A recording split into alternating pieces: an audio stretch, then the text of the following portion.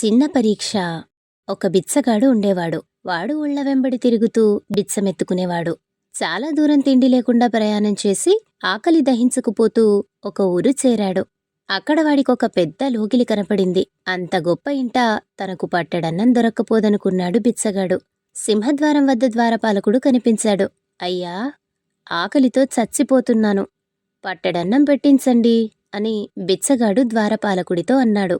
ఆకలితో చచ్చిపోతున్న వాళ్ల కోసమే మా యజమాని కనిపెట్టుకుని ఉన్నారు, లోపలికి పద అని ద్వారపాలకుడు బిచ్చగాన్ని తీసుకుపోయి యజమానికి చూపించాడు.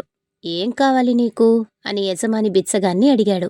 2 రోజులుగా ఒక్క మెతుకు తినలేదు, ఆకలి దహించుకుపోతున్నది, పట్టెడన్నం పెట్టించండి, మీకు పుణ్యం ఉంటుంది అన్నాడు బిచ్చగాడు. తప్పకుండా. ఎవర్రా అక్కడ? కాళ్ళు చేతులు కడుక్కోడానికి నీళ్లు పట్టుకురండి, ఈ వసారాలో పీటా విస్తరి వేయండి అని కేక పెట్టాడు యజమాని. నౌకర్లు వచ్చి వసారా చివర నీళ్లు ఉంచినట్టు, యువతలగా పీట వాల్చినట్టు, విస్తరి వేసినట్టు అభినయం చేసి వెళ్ళిపోయారు. కాని వాళ్లు నీరుగాని పీటగాని విస్తరిగాని తీసుకురాలేదు. అయినా యజమాని ఆ చెంబుతో కాళ్ళు చేతులు కడుక్కుని ఇలా ఈ పీట మీద కూర్చో అన్నాడు బిచ్చగాడితో. బిచ్చగాడికి క్షణంపాటు మతిపోయినట్టయింది. కాని ఆ ఇంటి యజమాని తనతో ఏదో ఆట ఆడుతున్నట్టు తెలుసుకుని తాను కూడా అందుకు తగినట్టుగానే నటించడానికి నిశ్చయించుకున్నాడు. వాడు లేని చెమ్ముతో కాళ్ళు చేతులు ముఖము కడుక్కుని పోయి ఉత్తుత్త పీట మీద కూర్చున్నాడు. ఒరేయ్, అతనికి పూరీలు లడ్డూలు పాయసము పట్టుకురండ్రా అని కేక వేశాడు యజమాని. నౌకర్లు ఖాళీ పళ్ళాలతో ఏవేవో తెచ్చి బిచ్చగాడి ముందు వడ్డించినట్లు కొంచెంసేపు నటించారు. ఒక ఖాళీ గ్లాసు అతని ముందు పెట్టారు. బిచ్చగాడు అవన్నీ తింటున్నట్టు తాగుతున్నట్టు నటించాడు. పూరీలు చాలా బాగున్నాయి, మరి 2 తెప్పించనా?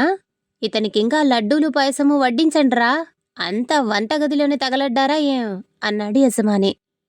బిచ్చగాడు పొట్ట తడుముకుంటూ, ఇంక వద్దు బాబూ, ఇప్పటికే కడుపు నిండిపోయింది, ఎంతో భుక్తాయాసంగా ఉంది కూడాను, పోయే ప్రాణాన్ని నిలబెట్టారు, మీ మేలు మరవను, ఇక వెళ్ళి వస్తాను, సెలవిప్పించండి అన్నాడు.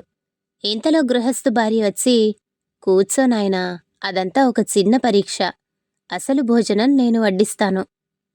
ఆకలికి ఓర్పుండదని మావారు నాతో ఇంతకు ముందే పందెం వేసి ఓడిపోయారు, నువ్వు చాలా ఓర్పు వహించావు అన్నది. ఆమె ఆ బిచ్చగాడికి నిజమైన పూరీలు లడ్డూలు పాయసము కడుపు నిండా పెట్టి అతనికి నిజమైన భుక్తాయాసం తెప్పించి పంపివేసింది. కథ సంపూర్ణం.